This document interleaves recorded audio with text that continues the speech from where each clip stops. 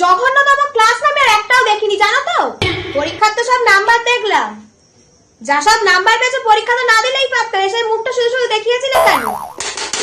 একটু চুপ করতে পারছো না? এত যদি ডিসিপ্লিনের প্রবলেম হয় আমাদের স্কুলে এসেছিলে কেন? যাও না, অনেক স্কুল রয়েছে, সেখানে এডমিশন নিতে পারতে। রিয়া, আমি কিন্তু অনেক কিছু শুনেছি তোমার ব্যাপারে, আর যেন দ্বিতীয়বার না শুনি। যদি শুনি তাহলে কিন্তু আমি তোমার গার্জেন কল করতে বাধ্য হব। আজ আমার শরীরটা খুব খারাপ লাগছে। তোমাদের ক্লাস মনিটর কে?